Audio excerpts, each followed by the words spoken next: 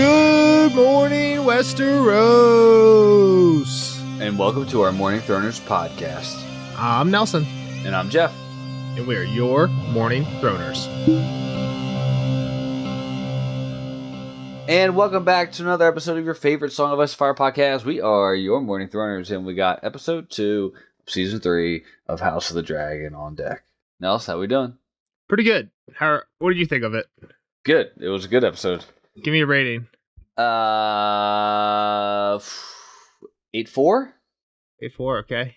I was gonna say this one's I think worse. It was a little bit better. I think it was a little bit better. I don't know. All right, it's hard to rate, right? Obviously, there's some cool moments from last.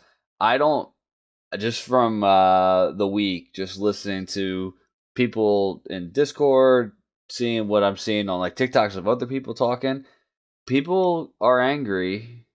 I feel like there was a lot of hot and a lot of cold on last week's episode. A lot of people that were saying like, oh, 9 something. A lot of people saying like, oh, this episode. Like, well, that's just, it's either 9 or a 5, right? One of the takes that I saw that I kind of understood was like, if you take the battle out of that episode, it might be like a 5 out of 10, which like I can see. Like the non-fight part was a little lackluster. Well, that's because like to my original thing from last week, like you only spent 30 seconds in a spot. Like there was never any.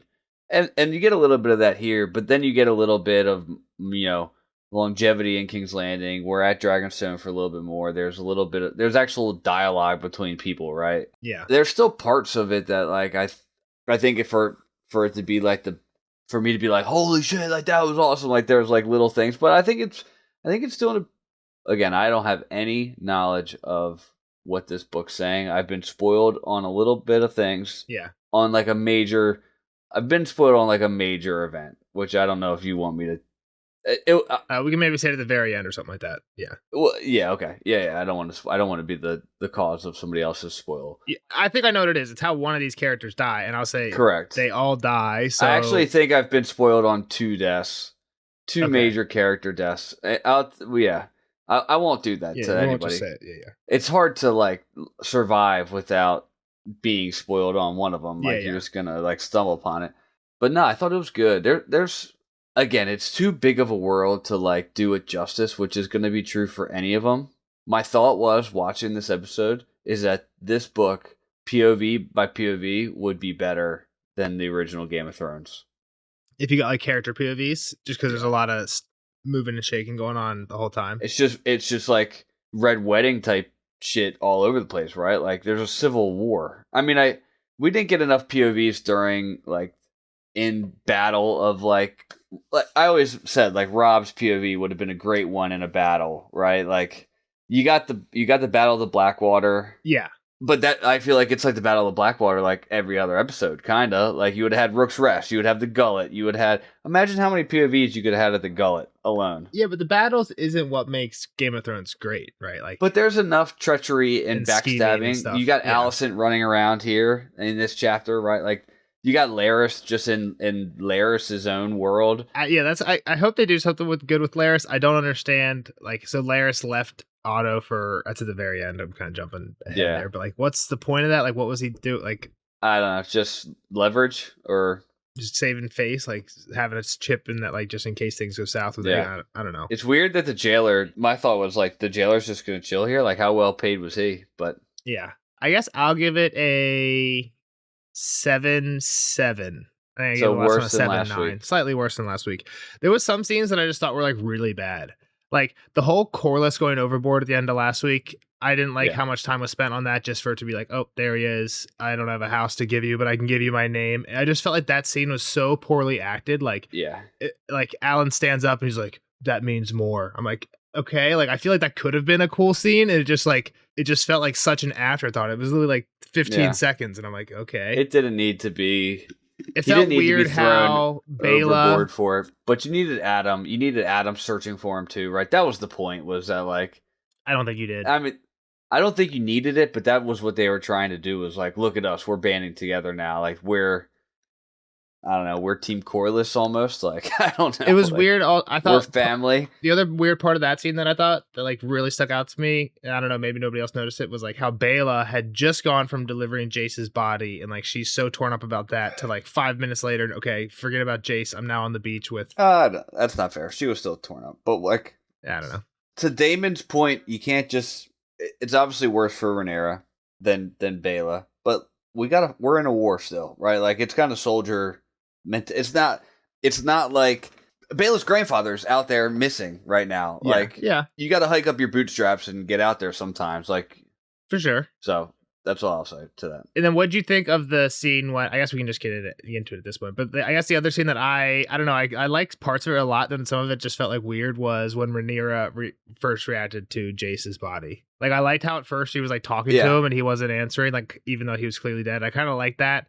But then like when she got on her knee, was like air pounding his body, that just kind of felt awkward. But again, I don't know. Like I'm sure people are going to do crazy stuff like when their child died. Yeah, like, anything is kind of acceptable that. Not acceptable, but like... Yeah, no, I thought she acted her tail off. I thought she did really well. Her emotions, like... Yeah, I mean, they definitely had, like, then the very end when Alicent comes in, I thought her face was great at, like, the confusion of, like, she just had to do all this. Like, she's so conflicted in that last... And her face shows it. I think she does a great job. Yeah. I mean, even in the opening scene, like, okay, get up, Jace. Like... Yeah, that part I was, like...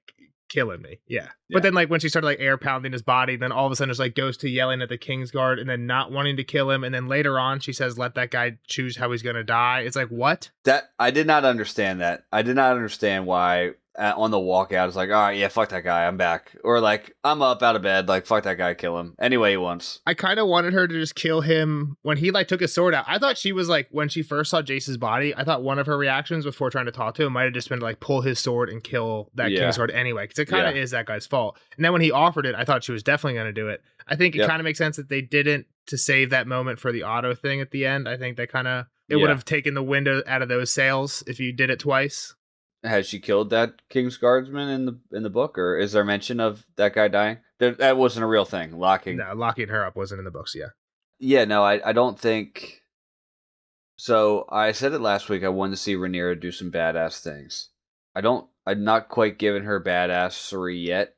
Her at least pulling the sword to go 2v9 with Daemon. I was like, yeah, fuck yeah, let's go. Yeah. I kind of wish like in the walk through King's Landing, like maybe she did like give a jab, or when Daemon first kills those four, like would have at least like got one in the back or something like that. Yeah, something, I don't know. Just again, I think it kind of takes part of it out. Like her killing Otto is the first time she's ever killed anybody, I'm guessing. Right? That's like a big moment. If you have her get involved on the way, I was saying the same thing, but I think if you have her get involved, it takes a little bit out of the Otto thing. No. So Otto, you knew Otto's death was coming. Is that you told me you knew what this episode was? Well, I knew in the books he's like the one person that they like definitely kill right away when they take the city is Otto. So I expected that, but I thought Otto's also just like Hand at this point. I think like he's not Hand. Kristen Cole's still Hand, but he's around still. Yeah. Okay. In this one, like he got Aemon when Aemon took over at the end of season 2 is like, and bring back Otto. I need him again. And then we saw like a cut of him in jail somewhere and never knew where or why. Yeah, I mentioned that he was in jail and you kind of hushed it up. I didn't know if that was like prevent from talking about it or you just didn't know. But I didn't know. In the books, he's just kind of just there. Yeah. So I wanted Rhaenyra. I didn't want her to like fail at hacking the head. Like who did we know that like really hacked the head off? Theon was awful, right? On Rickard. Wasn't it? Not Rickard. Roderick. Sorry, Roddy. You deserve better from me. I'm off to see your father. What a great all-time line. Such a great line. Hush now, boy. That's a show-only line, too. So I'm glad second one was clean. I don't know if the people watching, this was the problem. Like, Damon's like, all right, you're going to kill this person. And they're all going to, like, accept you now. I don't know if most people watching her react that way would be like, yeah, like, strong. Like, if she would have taken the sword right away and gone, whoosh, then yes. I get why she's going through it. I completely get why it's, like, a real fucking thing, right? Like, you have relationships with this guy. He served your father for X amount of years, and then you have to kill him to, like, start your, like, she even says, like, I don't think I can do it. Like, that's fair. It's all fair. Yeah. And then Daemon just fucking Barry Bonds as Jasper's head off the fucking wall. That was awesome too. Sick. But it's the difference, right? But I do enjoy the team of Rhaenyra and Daemon. Yeah. Cool. All right, well, let's just get into it. Go through. We talked about, I guess, a lot of the big points. Are you not enjoying it? Like, you're giving it a 7. It's a good show. Oh, definitely a good show.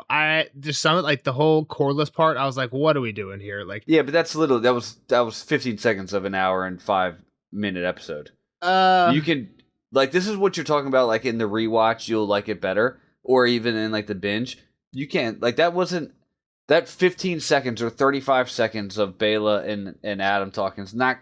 Or Alan can't throw it off that far. I'll say the other part I didn't like, which I guess, I don't know, maybe makes sense. In the books, again, Alicent and Rhaenyra don't have this secret plot. Rhaenyra just knows that Vhagar has left. Daemon from Harrenhal has been sending messages the whole time to his secret agents in the Gold Cloaks. So he basically has all the Gold Cloaks on his side already. So the whole Alicent going to it's better. It's probably better this way though. To be honest, the Alicent going to the Gold Cloaks thing I didn't like, but the Alicent going to the Scorpions on the walls, it doesn't make sense how in the books you'd just be able to show up all the dragons and the Scorpions wouldn't be able to do anything unless it is the Gold Cloaks on the Scorpions. The way the books basically describe it is when they show up, all the Gold Cloaks basically knew it was going to happen. The commanders of all the gates were actually men loyal to Aegon, but all the other Gold Cloaks basically weren't. They killed those guys or imprisoned them right away. Opened all the gates. The Sea Snake actually had ships that were here. A bunch of men came in off the ships.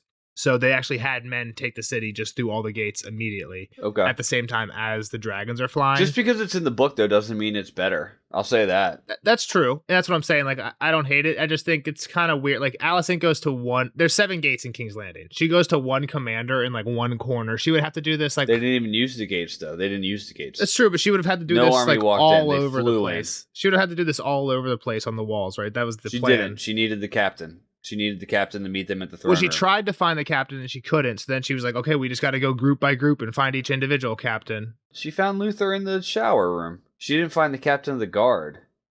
I guess you're right. Yeah. I don't know. All she needed was Luther to meet her with 40 pull a fucking Littlefinger in the throne room. Yeah. And then I thought the whole time that basically Rhaenyra was going to be upset with Alicent because Aegon was gone. And at the end, it kind of shows up, which again, I don't think is a bad change, but it almost seems like Alicent's going to be upset with Rhaenyra for killing Otto. For killing Otto. The moment it happened, I was like, damn, Alicent's not going to be happy about that. Yeah. And then bam, here she shows up, and we're going to find out pretty quickly that she didn't like that. So you're not. I'm not going to say mad. You just like that it's different, or you're trying to map points, but it was fine. So again, we're kind of jumping all over already, but I also didn't love the Rhaena. I also don't love the Rhaena and the Vale stuff. Rhaena and the Vale is pretty stupid. I'll admit, because I did. Luckily, I can retroactively go back and kind of find out things that I've missed from reading the book and finding out that one of Rhaenyra's sons was supposed to be. They're both on a ship to Pentos in the middle of the Battle of the Gullet, and then son flies out of there on his dragon to evade. That's way cooler than the show. Yeah, so that's how the battle starts.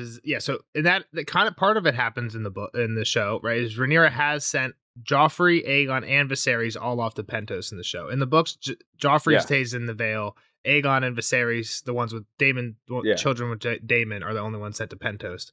That ship basically just coincidence runs into the Triarchy fleet. Aegon, the older one, is able to escape on his dragon. Viserys, kind of crazy he didn't take his brother with him.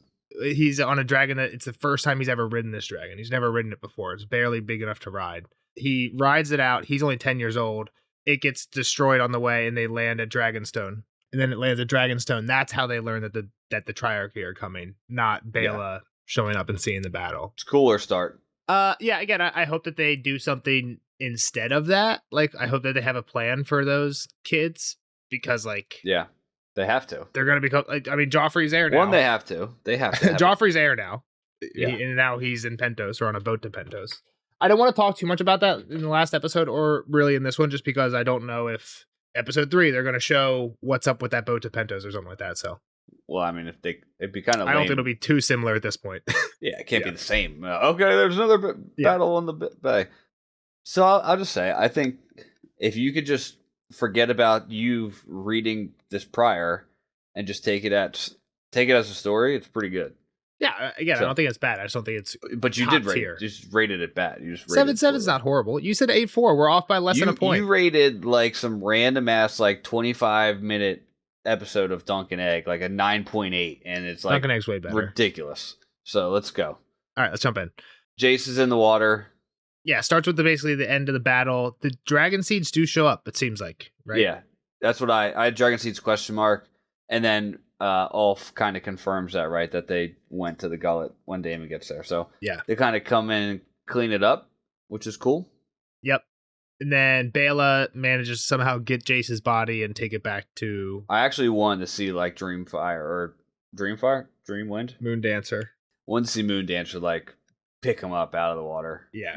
That would have been cooler than seeing some random body float by. The logistics of that would have been probably hard to just animate as a CGI guy.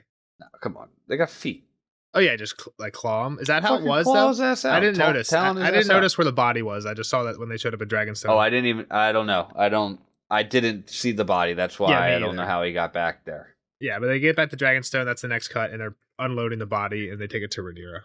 But before we go too far, Sheep Stealer definitely regurgitated those sheep. I saw. Yeah. Yeah. That was complete throw.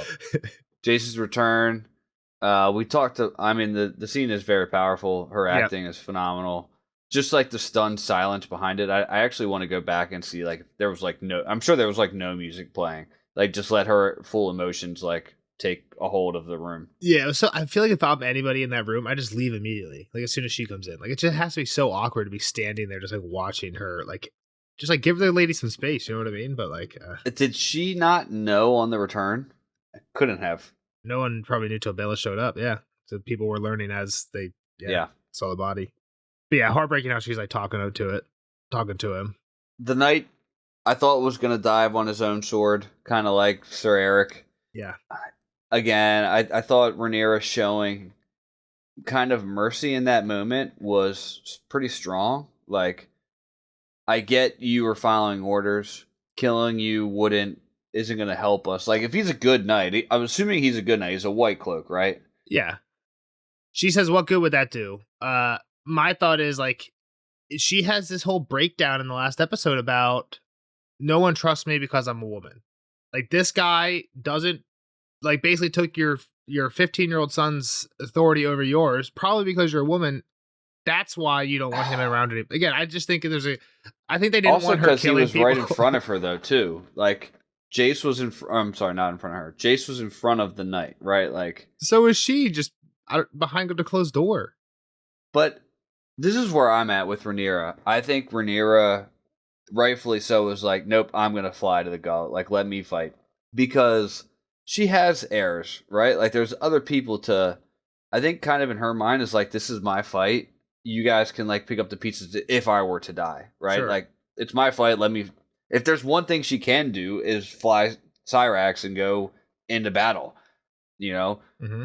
Where I don't think she truly would have cared if she didn't come back from the Battle of the Gullet, but obviously she cares that Jace didn't. Yeah, which I know is a change because it's not in the books, right? Because Jace didn't lock her in, but everybody's acting towards Rhaenyra like.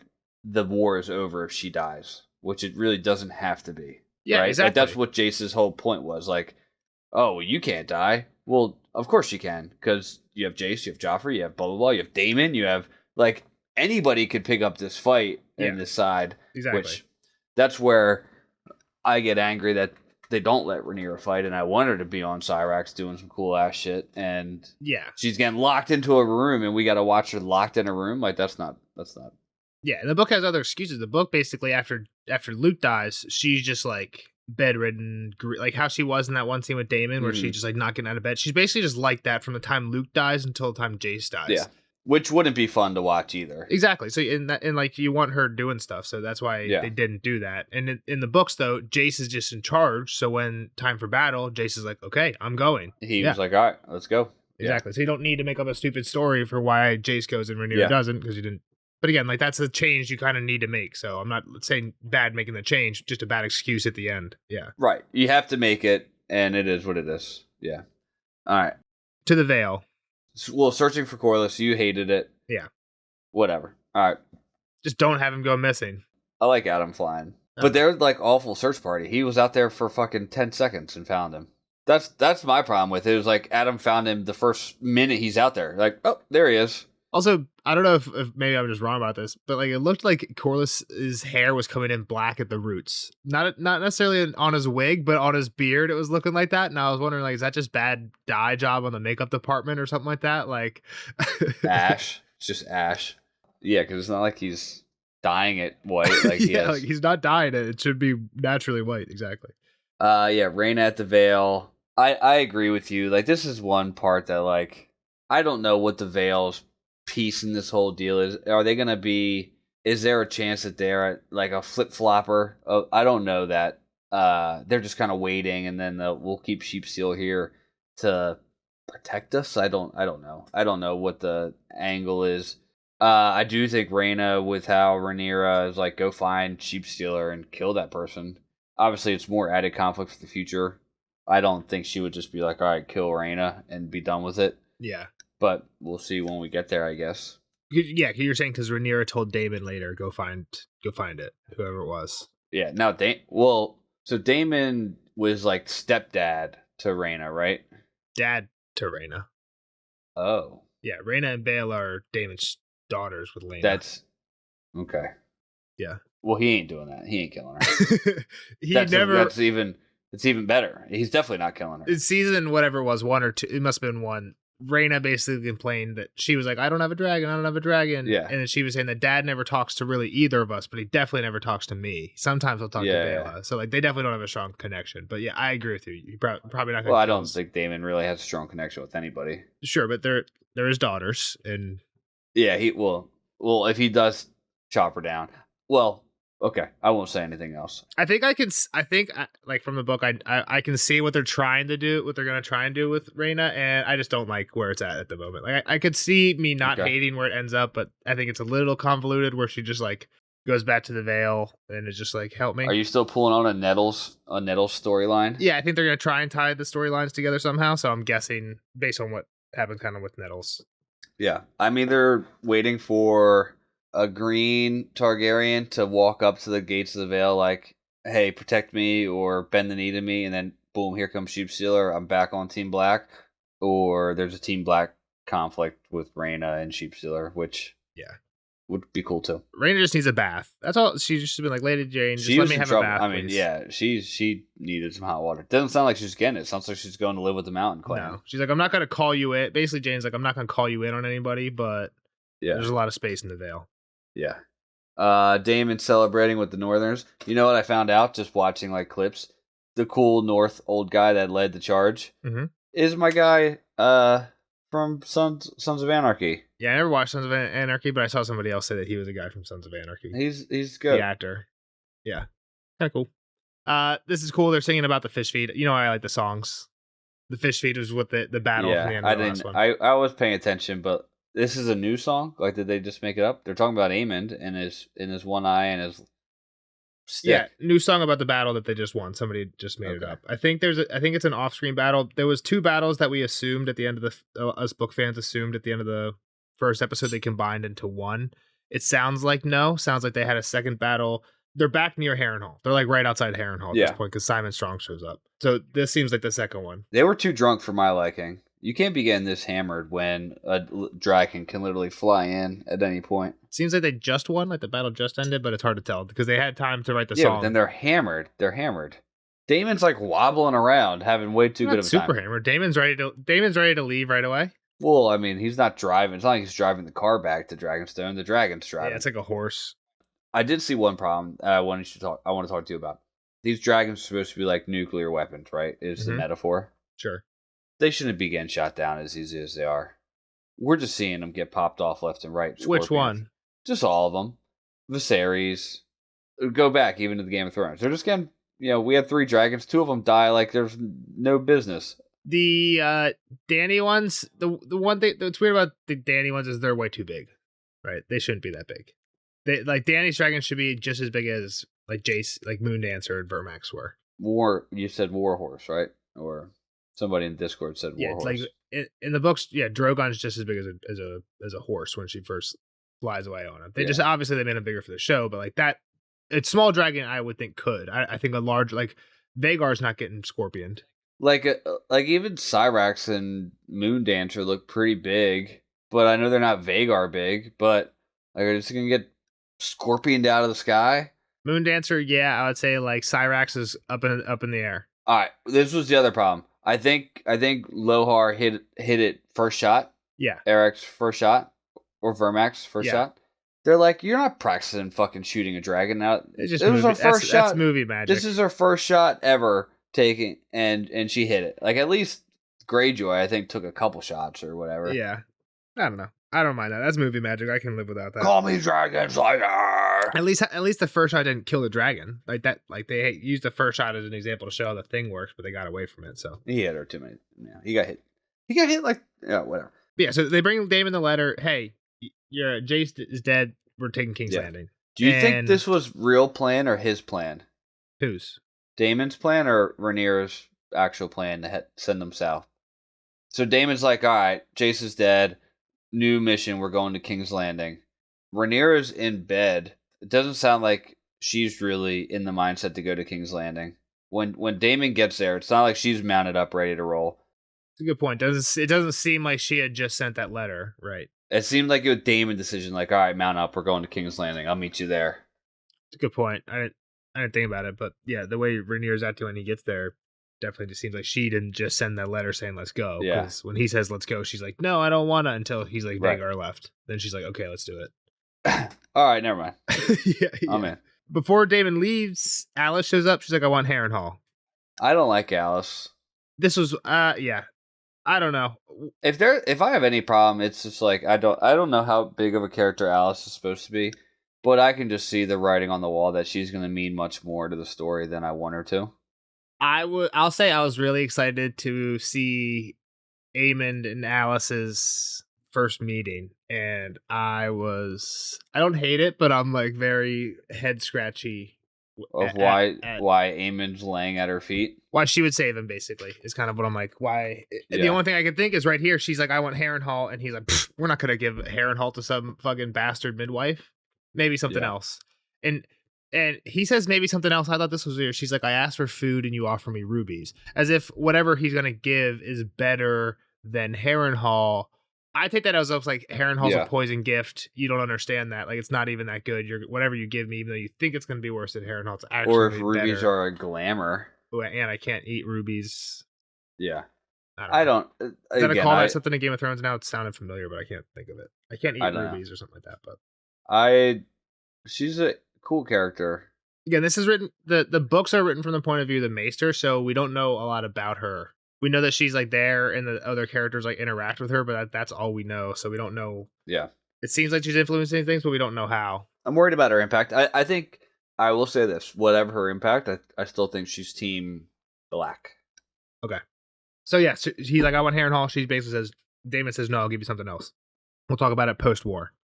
Then Baela and Alan. We have the Baela, Alan, I'll give you a name, right? Yeah. They find the Corliss. Oh, yeah. Again, Adam just finds him immediately. That was my only take. I did like the Corliss line, which I know is straight out the book. If this is victory, I hope I don't win again. Yeah. It's great. I mean, it's a good line. Great line. Yep. Aegon and Larys back in the chicken coop. Triarchy's fighting outside.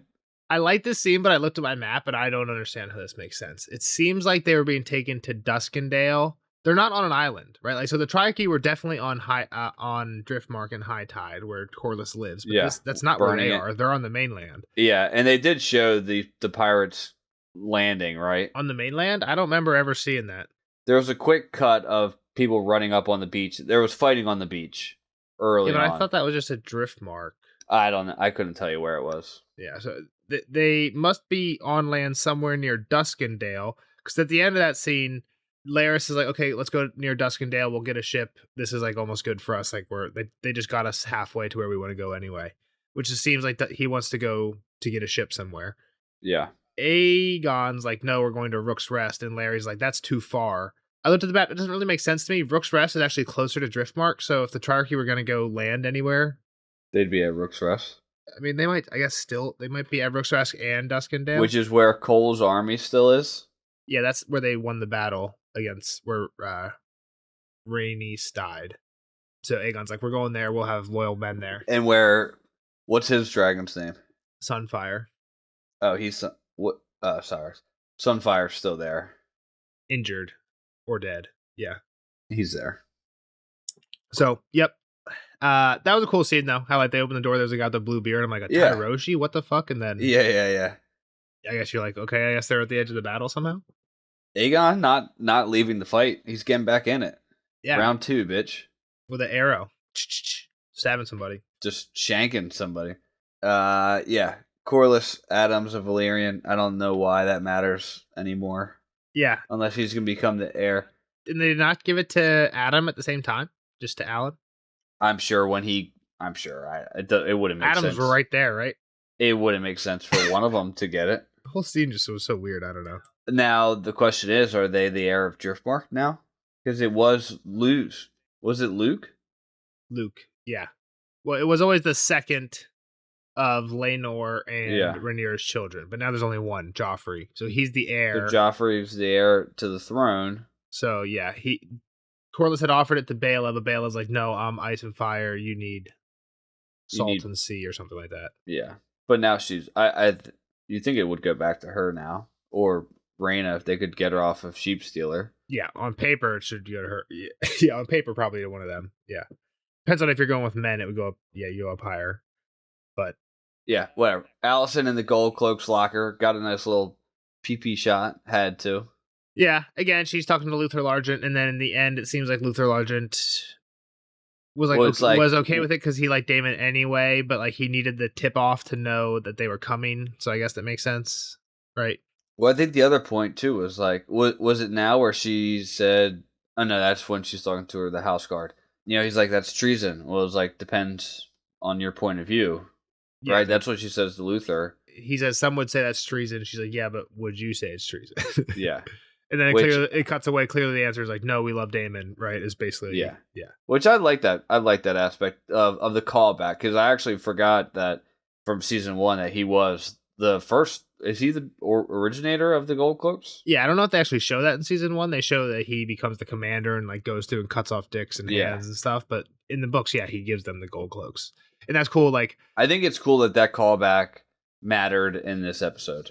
I'm not going to say who it is, but in the books, one of the commanders of the Gold Cloaks is still loyal to Aegon. He's like the second in command, and he gets captured, and Luther Largent's the first in command. And he's like, you're a turncloak to Luther Largent. And he's like, Daemon gave us these cloaks, and they're gold no matter which way you turn them, or something like that, which is like a cool good line. Book line.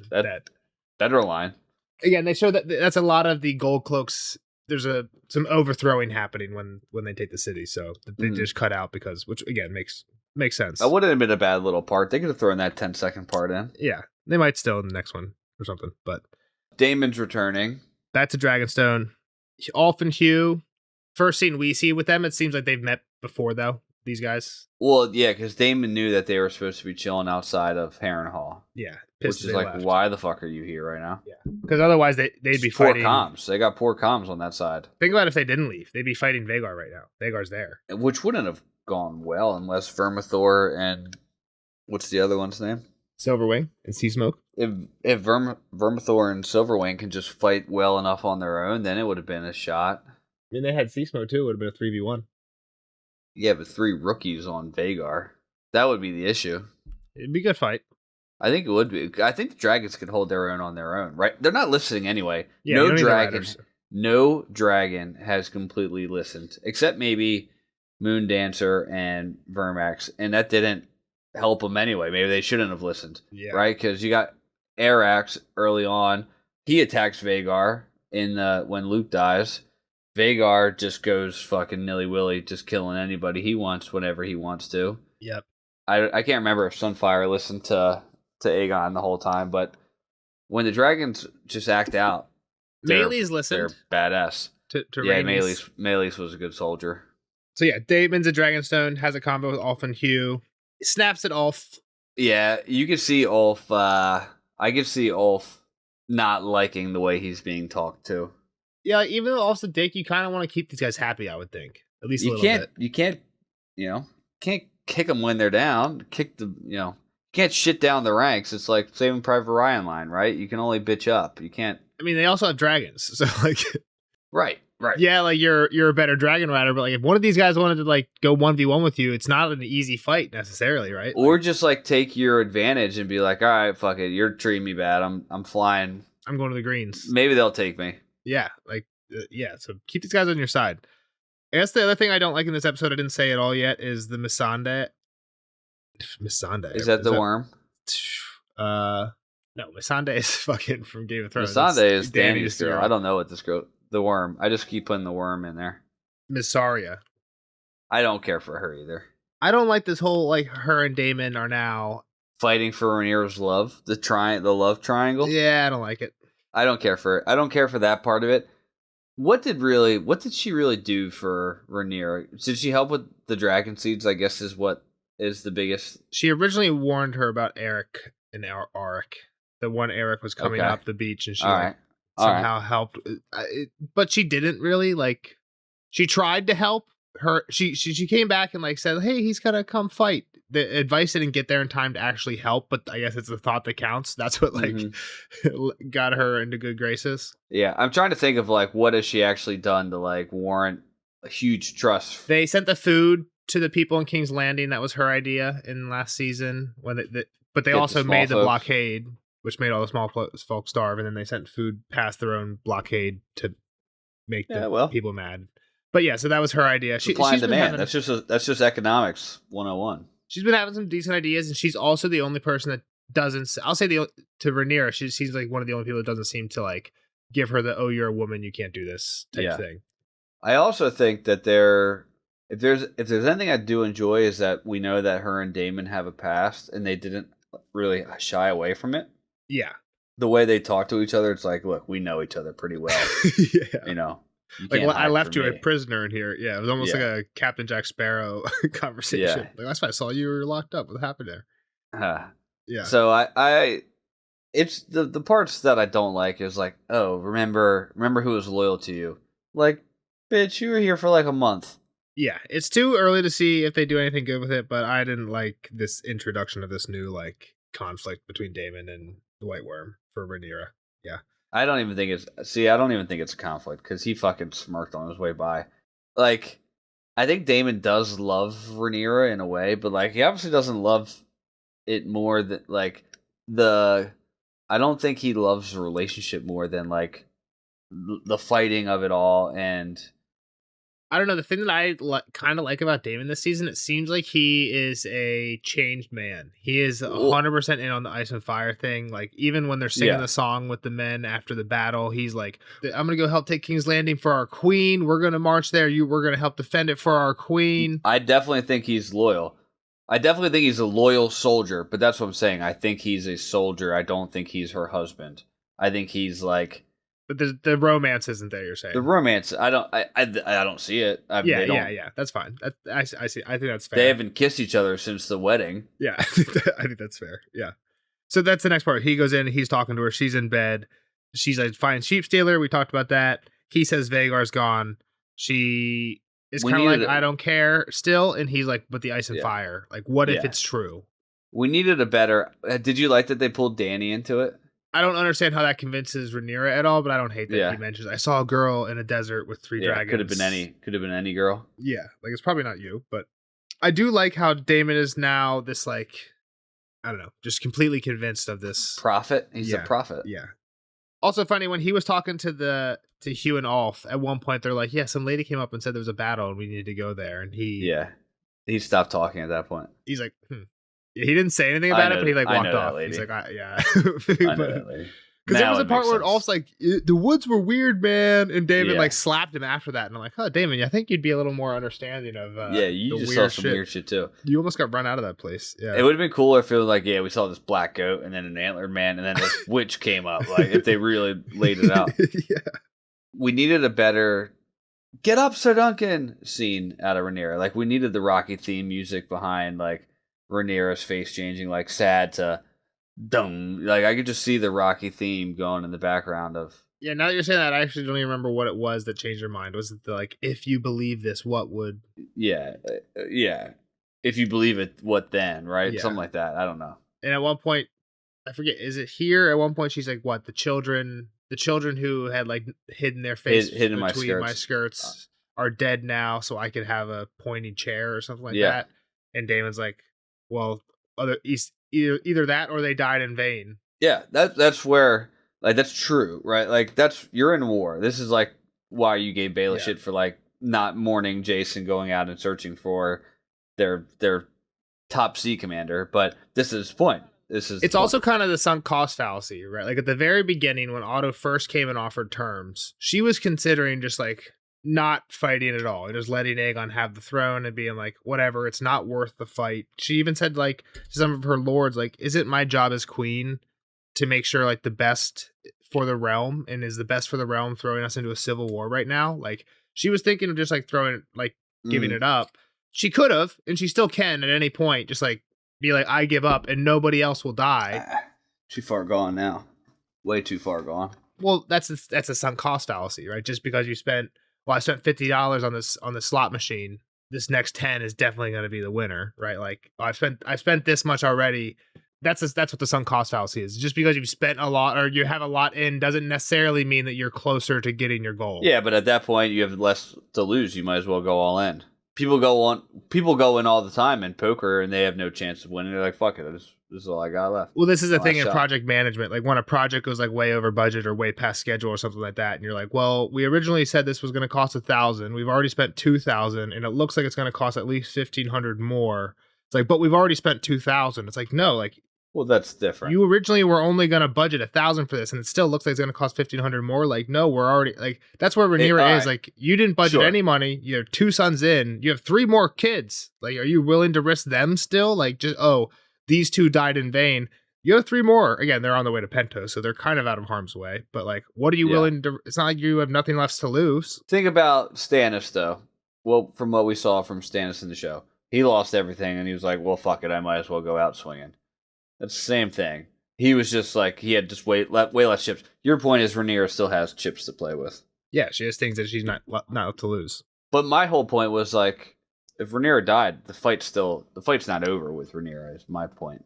Sure. But if she said, hey, I give up, I'm cool with Aegon being king. I don't think Daemon would allow that. At this point, probably not. Well, at this point, if she's like, hey, Daemon, what if we just tell him about the Ice and Fire prophecy? Then he might be like, okay. Somebody's picking up the torch, though. Like, nothing has stopped this snowball from rolling downhill. Yeah, and again, that's some of the things that they were talking about. And there's a cool scene between Rhaenys and Rhaenyra in season 2. I think they're looking at Eric's body burning, and Rhaenys is like, when did this war officially start? And he's like, I think it was when Luke died. And he's like, oh, was it when Luke died, or was it when they took Aemon's eye, like way back when they were kids, or was it when Viserys died, or all this stuff. So it's like there's so many different times when you think it's like, oh, too far gone, but you can always just stop. But so she's convinced. I love Rhaenyra from here on out. I was kind of like iffy on her acting, like I said, a little bit in the Jace death scene. There were parts I was like, that feels weird, but it's also like, again, like I said, no, I like that she... Who knows how you're going to act when a kid dies. She looked like she could have broken down in tears at any moment and just said, fuck this, I'm going home. But when she goes twitchy here, like pretty much while she has the sword on her eye, like her one eye is like, her eyes look like she has a little bit of eyeshadow or something, like sunken in. Like, I like this Rhaenyra from the end, from here on out. I think she absolutely killed it. Like one of the best performances like ever from just the whole, her performance from here on out. And yet you gave it a 7-4. I think her performance in the first half was a 5. I think it's a 10 in the second half, a 5 in the first half. But I think you're way too hard on the first half. Alicent trying to call the small council between all of this. Yeah, there was a little breakup. And Ironrod comes into her room. Jasper. There's a part where she's like on the stairs, like call the council, and then that never really happens, right? But Jasper comes into her room. But that was who was the Rickard? That was a Rickard, I think. Rickard Thorne. That guy told Jasper. But I'll say without spoiling anything, this guy lucked out that Maelor was cut from the show. That who was cut? Maelor. Who's Maelor? Supposed to be Aegon and Helena's second son. That's all I'm going to say about that. So Jasper's trying to rape Alicent and just gets mutilated by Maelor. I'm saying Rickard Thorne. Okay. Why can't you tell me? basically when they take King's Landing, Rickard Thorne escapes with Maelor, and then bad things happen. Oh, but yeah, they cut Maelor, so that's yeah. Why can't you just tell me then? I don't know if they're gonna try and do something else with him that ends up similar for him, but if so, he doesn't have a great ending. But yeah, so Iron Rod tries to rape Alicent, super weird, trying to like blackmail with Kristen Cole. I'm like, dude, I was kind of pissed that Daemon killed Iron Rod. Like, I would have loved if Aemon came back while this guy was still captive somehow. And Alicent's like, yo, Aemon. After Aemon just kissed his mom, and he's like, yo, guess what Iron Rod tried to do? Yeah, but then Aemon would just go crazy. Like, this guy would. Is Rhaenyra just letting Aemon come back in? Because obviously not, but like, I was thinking, like, when he was raping her, I'm like, dude, if Aemon found out, or Aegon, like, if any, either, like, it's just such a stupid thing to do to, like, try and rape the mom of the. It would have been cooler if Helena. Two people in charge right now. If Helena, like, gave him a dagger in the back. If Helena showed up or something like that. Yeah. Yeah. There was a few moments where I thought Helena was going to pop off and do some magic, but she didn't really do anything crazy. She hasn't been saying. There was one line that I'm like, is that a weird line from Helena?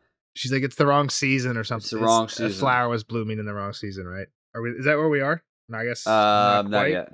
Or will arrest Jasper. Yeah, he comes in, arrest Jasper. I like Orwell. Orwell, yep. Then Rhaenyra shows up to her council with Daemon. She's looking, like I said, twitchy. They're like, no, we're not going. She's like, shut up, I'm going. This was about time. It was like, I wanted her to slap this guy again. She slapped him in one of the seasons. This guy was cruising for another bruise. He got it the first time. He still has to counsel her, but it's like, no, I'm going. Yeah, it's about time. Then the White Worm's like, hey, remember, trust me, not Daemon. I didn't like that. We mentioned too, like, let Sir Lawrence choose how he dies. Yeah, really like offhand comment. I'm like, well, why didn't we just kill him earlier? But yeah. And then Daemon talks to the seeds, pulls them kind of aside. Yeah, before that, the White Worm gives her the crown too. She never puts it on. She should be wearing that the whole time. You should ride in with that thing on. Yeah, exactly. Yeah, it's a symbol. You know, I'm not one for like symbol. Like, I'm not a flashy guy, but like, or at least when she sat down, Daemon should have then brought her the crown like Viserys style. Yeah, that would have been cool. At some point, the crown needed to enter the head of that queen with the music, with bum bum bum bum bum bum, and scene and movie. Yeah, I mean, they weren't really going for like the hype up moment, right? She was like just super distraught that whole throne room scene, but well, that not giving me the hype up moment is like, that's weird. That's suspicious. But Daemon again here, he's like, okay, seeds, Hugh and all, focus up, circle around, don't do anything stupid. We don't pay you to think at all. Basically, like poking him in the head, like we don't pay you to think. Just do what I say. Yeah, Elf doesn't look happy about it, but they do. They don't cause any trouble, right? They're all just swirling. Dope looking convoy in the air. Yeah, badass. So this is when Alicent goes to Helena. Yep. I can't pull anything from this Flowers out of season, but the other thing that I noticed is when they like linger on the book. Yeah, what book was it? Did you pause? I don't know, but it was a book of bugs, and the bug that it was open to was a butterfly from Noth. Wow, that's where they're trying to get to. Which I think some of the theories of like why that's what the poison. That's what, like, you know how if you go to Noth you die. Yeah. Except if you live there and you're used to whatever it is. Unless you're Nothian. I think it's people think sometimes it's the butterflies. I'm definitely have to go back and read that page. I only saw that it was a butterfly from Noth, but I wonder if that's what it's talking about. I remember you saying, because as Missandei tells Grey Worm, like, I just want to go see the butterflies on the beach, and Grey Worm's like, I'd love to go there too, and you're like, well, that's gonna kill Grey Worm. Yeah, in the show she says nothing about it, but in the books she mentions how if you go to Noth you die if you're not from Noth. And then at the end of season 8, that's all he's like, we're gonna go to Noth. That's where we're sailing off to. It's like, well, okay, that'll be a short. Good luck. Yeah. But Alicent successfully gets them to stand down on the watchtower. Yep, she takes them to the guards. Can we do a second? Why did Vhagar leave? Why did he leave with Vhagar? I guess because Alicent won. She kissed her son and convinced him, like, hey, you're better. This is one thing I did see. I didn't actually think about this when I was watching episode 1. But Alicent, when she's convincing Aemon, she's like, you have to go to Harrenhal. Like, because Helena tells Alicent that Aemon's scared of all the dragons that the Blacks have now. So she says, you have to go to Harrenhal. It's the only castle that's never been taken down by dragons, or something along those lines. It's like it was like, well, hey. Oh, you think she was telling him, like, lock the doors at Harrenhal. Like that's what she was definitely telling him. She's like, I'll come meet you there eventually. Yeah, that's 100% what she was saying. The thing that's funny is I didn't think about it, but people were what she's saying is Harrenhal's the one castle that is defensible by dragons. Like, okay, Harrenhal's famous for being melted by being destroyed by dragons the day it was made, and it's also not repaired now. So it's like Vhagar literally flies into the main, like head in. He's just hall. Like blowing down the hallways. Like if you can do this easily, what's stopping any other dragon from doing it? So it makes Allison's argument super stupid. I didn't actually think about that, but it's kind of true. But she convinced him, I guess. I mean, it's a ruin. You could literally see in every bedroom from the roof. There's no roof on this place. Yeah, I mean they were fixing it up a little bit in season 2, but not fast enough. Yeah, but that's why he left, I guess. All right, Cole sees Vhagar flying to Harrenhal. He's like, "All right, guys, mount up. Time to go." Let's go.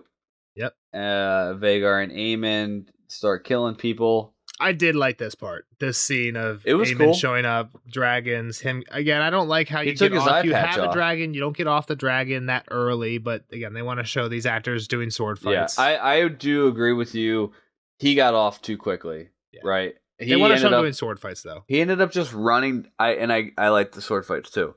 He just ends up running down the hallways where he could have been surrounded by. He could have got surrounded at some point, and he just happened to be in a couple 1v1s till he got to the Strong's dining room table. Yeah, both Aemon and Daemon did the exact same thing this episode that pissed me off. Is Aemon, he fights a bunch of people. He literally like stabs somebody, opens the doors, and then goes into the hall where Simon Strong and other Strongs are eating dinner. And he immediately takes his helmet off. Yeah. Like, dude, somebody could run in the door behind you. Like, you just killed a guy like 5 seconds ago. It's just so you can see their face. Which I don't think you need to. I think they could have kept their helmet on. Their helmets are cool enough. And when Daemon gets into the castle, he kills like the 6 guys with Rhaenyra in like the courtyard that Cersei eventually paints. Is there no one else? And then he takes his helmet off immediately. And then he ends up in the throne room in like a 1v12. Yeah. I guess 2v12 with Rhaenyra fight. And his helmet's gone. Like, why are you guys taking your helmets off? Aemon's helmet also is so fucking cool. How cool is Aemon's helmet? Do you like it? Which one did you say, Daemon or Aemon? Aemon. I'd have to see a still of it, but I mean, both of their armors. It's like, sweet. Dude, it's like crossing over, like the metal covers where his missing eye is, because like, why not? Do you think that's why it doesn't have his eye patch on? Yeah, I thought at first, like, the first couple cuts of him fighting, I thought his helmet was tilted. I thought his helmet was tilted on his head because I'd have to go back and look. I did notice the metal covering his bad eye. It looks like the Black Panther helmet with an eye patch. Why would you ever wear an eye patch to cover that fucking jewel? Yeah, it's so cool. Way cooler than an eye patch.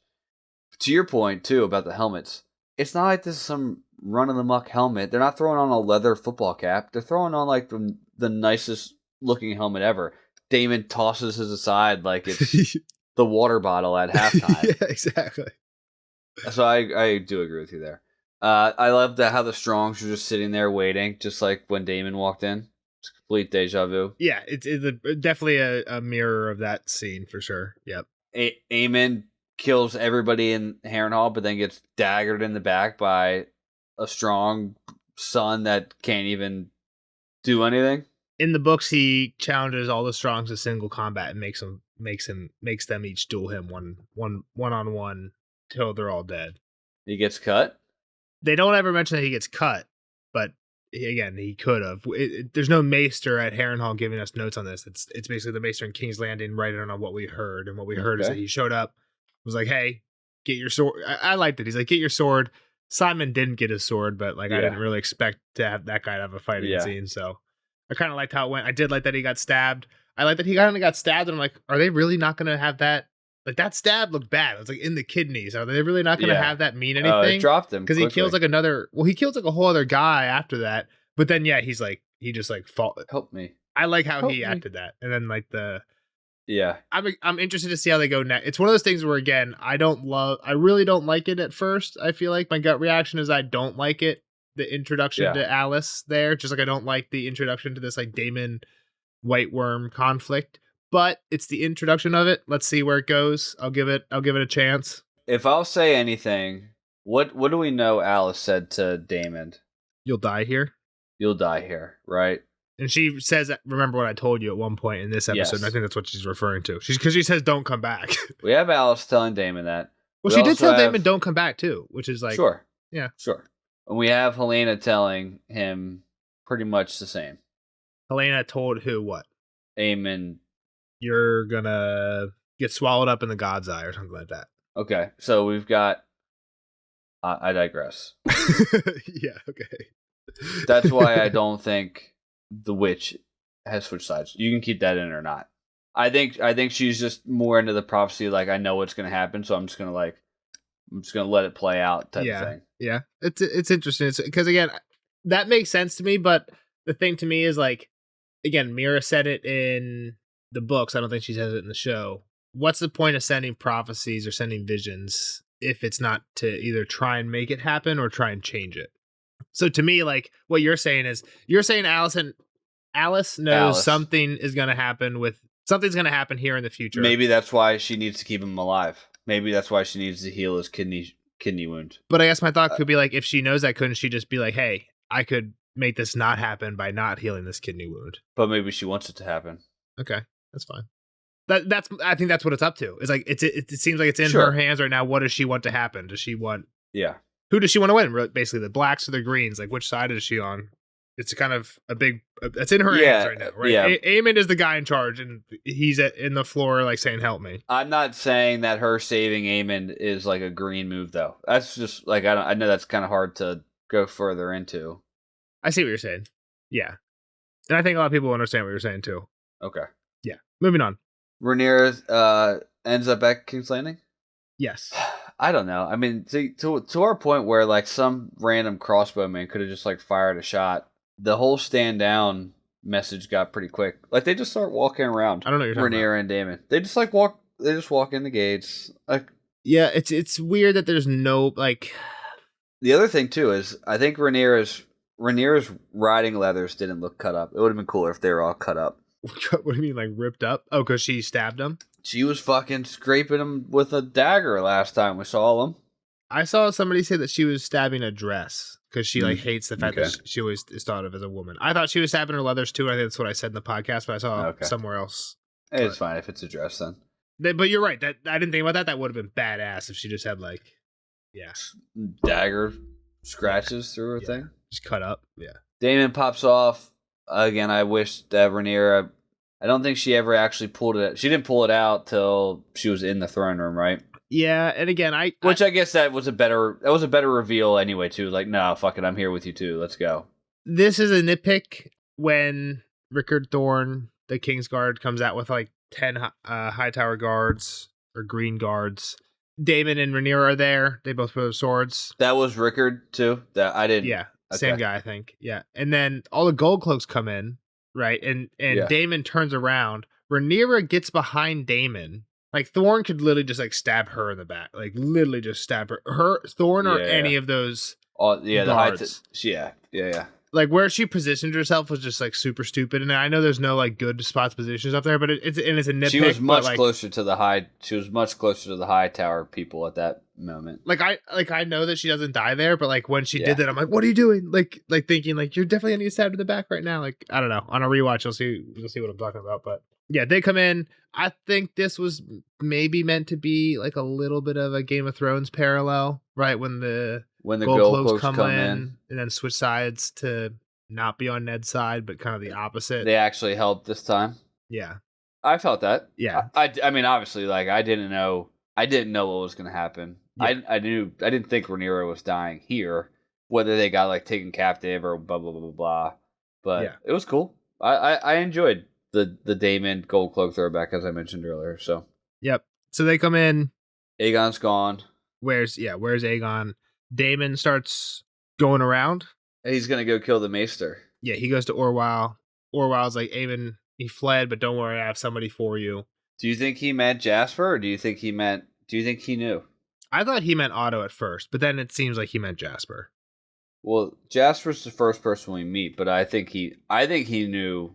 I think you think Larry's was like, hey, send if they show up, if the Blacks show up, send somebody down to the crypts. Down to the dungeons. Somebody's waiting for just him. Because of what did I don't have the words, but his words were like, I have somebody better, right? Or I have somebody greater. Like, Jasper's not that great of a fucking person. Yeah. Damon doesn't care about what just happened to Allison in her bedroom. Damon the Maester just said, or Damon had just said, we just gotta start taking heads, though. Like, some heads gotta roll. And Maester's like, well, I have a better head than me. And I think Jasper is a better head. And the Maester, again, is supposed to be impartial. Like, when Theon takes over Winterfell, Luwin's on his side immediately, right? So I get it. But the look in his eye when he said greater, again, I didn't know it was Otto. You knew Otto's head was getting chopped off. I didn't know Otto's head was getting chopped off. I wasn't sure Otto's head was getting chopped off because in the books, Otto's here already. Like, and we knew that. In the show, we still didn't know where Otto even was. Okay, but you knew Otto was getting his head chopped off. Yeah, I was suspecting at this point. I didn't. So now that I think back on how he said greater, I really don't think he fucking gave two shits about Jasper. But then again, is he working? It would imply that he at least found out that Larys was holding this guy, or that they're working together in a way, Orwell and Larys, which I don't know. That would be maybe a stretch, but whatever. I don't think it's that big of a deal whether he was talking about Otto or Jasper. If he was talking about Otto, it's obviously much bigger. At first, I thought it was really interesting because I thought he was talking about Otto, and I was like, holy shit, Orwell's the one that has Otto captive. But then later, I was like, okay, no. He was talking about Jasper. Larys is the only one that knew about Otto. But now think if Larys and Orwell are working in cahoots on this whole thing. I'll say there's a chance of that, just because if you remember in season 2, after Aegon gets bedridden, there are a few scenes where Larys and Orwell seem to be at odds. Larys is like, yo, you gotta stop giving this guy milk of the poppy. You need way more physical therapy time. Yeah. Like, you need to get this guy walking. And then they took him, and then Larys takes him. Yeah. So you could see, I could see that. I don't hate that idea. Again, I hope that whatever they do with Larys and this Otto, there's got to be something going on here, right? He's literally just helping the Blacks while also helping Aegon. Now imagine Orwell is just a spy for the Greens, for Aegon. A spy, yeah. So again, you could have the double secret agent. Double secret agent, yeah, whatever.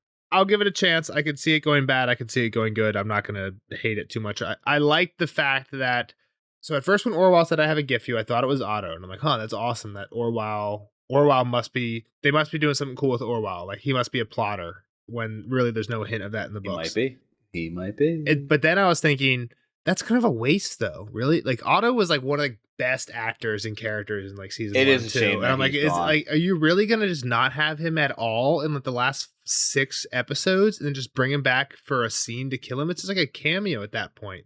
But no, they did. But did you read this at all anywhere? That one of these episodes was an experimental, like one of the episodes of this season is going to be an experimental episode? I have no idea what that means. Me either. I don't think anybody does, but I wonder if it's like a complete flashback. Like, what if they do a flashback where we get all the like young Rhaenyra, young Alicent, like a whole episode of just like back in that time period or something like that? It'd be cool to see him back, but like I don't need a whole episode of it.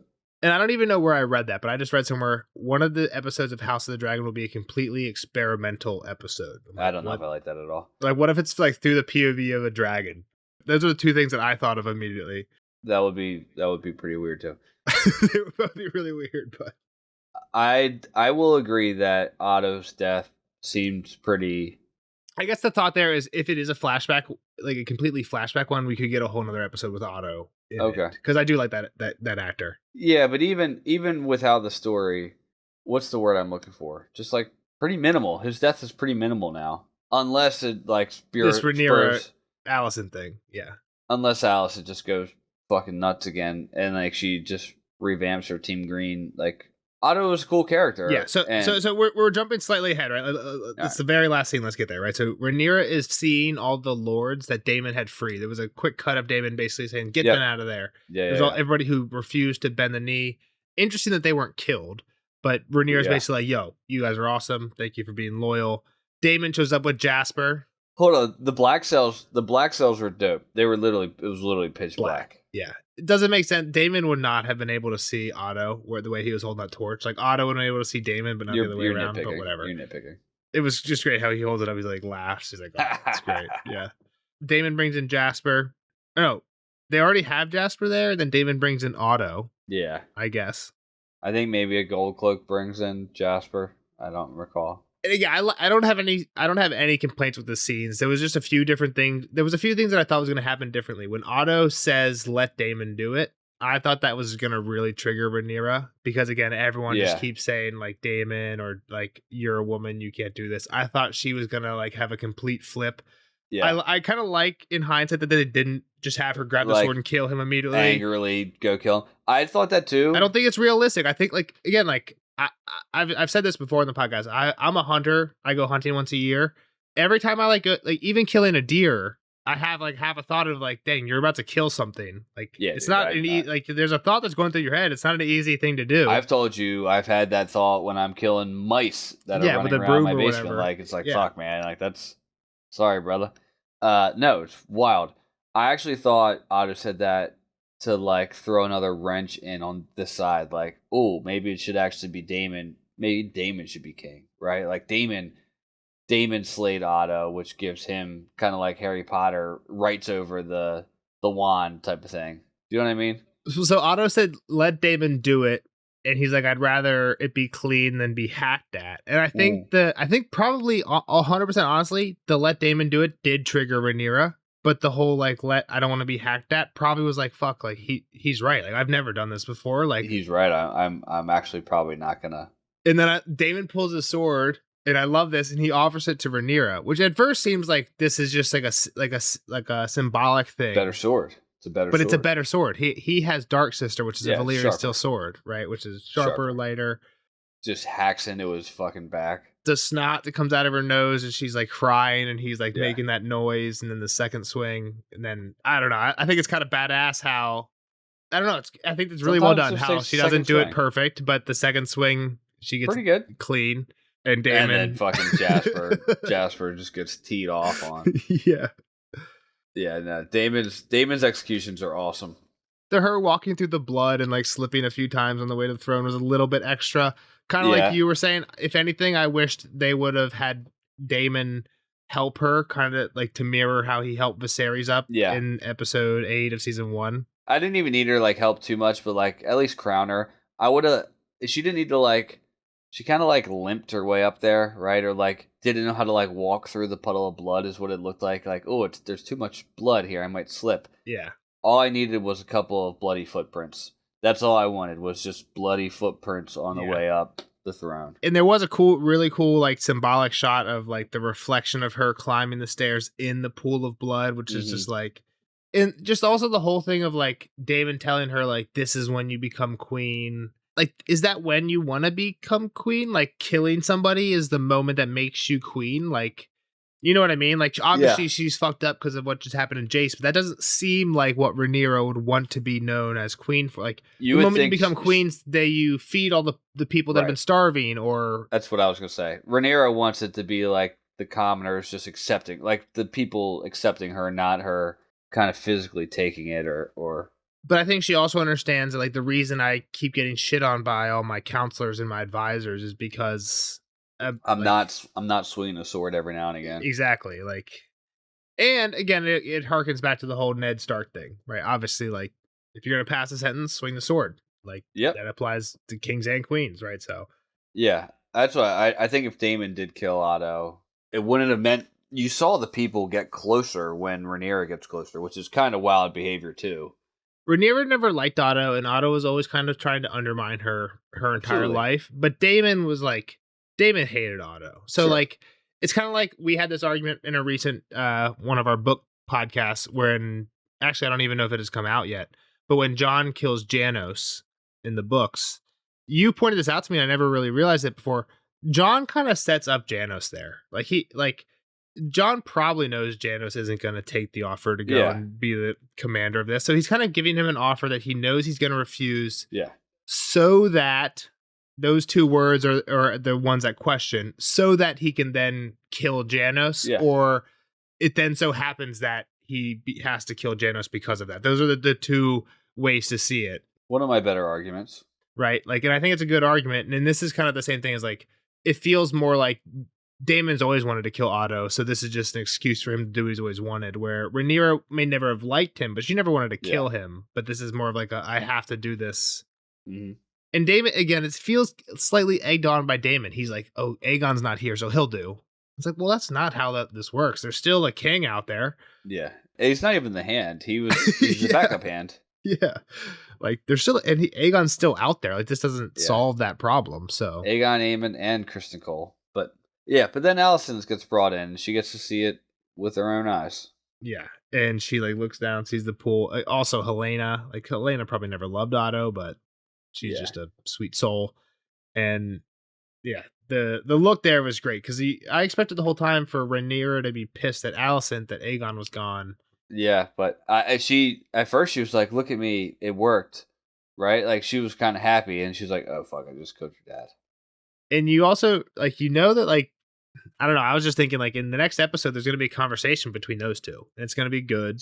It's not going to be a good combo. It's going to be good, entertaining to watch. It's going to be entertaining to watch, but it's going to be, Rhaenyra, who now is, like, in the most authority, she's going to be apologizing, probably, right? She's like, oh, I'm sorry, forgive me, to Alicent, is where I see this going. And it's like, dude, you're the queen. Like, tell Alicent to fuck off and give you Aegon. The wild part is Alicent's going to find out that her dad has actually never left and has been in the Black Cells for X amount of time, living underneath her in the Black Cells. However long it is, maybe he did get away and then they called him back, but he's been back in the Black Cells without her knowing. Yeah, I was giving you a weird look. That's what I think happened. I think he did leave and he did come back. If you look at the montage at the end of season 1, I don't think he left. You might be right. If you look at the montage at the end of season 1, and I am going off memory here, it looks to me, when they cut to Otto quick, it looks to me like he's being held captive in a ship. So it looks to me like they're he's being smuggled back in through the blockade, either willingly or unwillingly. I don't know if you remember in season 2, Mysaria is found by Eric the same way. She's trying to be smuggled out and get caught. She gets caught by the blockade. Basically, she's like hunched down in a barrel. But yeah, I'd have to look. I don't know. It doesn't. However matter. Long then, whatever. He's if he's been here 10 years or he's been here 10 months, he's been here. Yeah. But yeah, I liked it. I don't know. Maybe talking about it, I liked it more. Again, there are parts that I don't like. But there are chances. You're way too strict. Your biggest complaint was a 20-second scene with the Hull brothers. I also don't like the Daemon and White Worm stuff. But again, that could turn out to be something I do like. That's a minute. That's a minute 30. It's a minute 30. It could turn out to be something I do like too, so I don't want to hate on it too much yet. So stop passing judgment on it when the ripples have barely begun spreading. It's crazy how anytime you like an episode more than me, I just get shit on for it. But you should get shit on for it though, because you're just an unfair judge. This is why our podcast is great, because you have the non-book reader's opinion. I think you call me out, rightfully so, sometimes when I'm just being like, "Oh, that's not like the book," and because of that, it's bad. When it doesn't mean it's always bad. Again, I'm not rating it a 9-7. It's better than the Red Wedding, but it's a good episode. It was a good episode.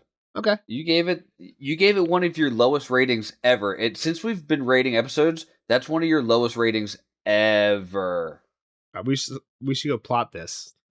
You're gonna give me homework now, but I'm not doing it for this episode. Don't expect that in this edit, but that might be true. I'm not sure.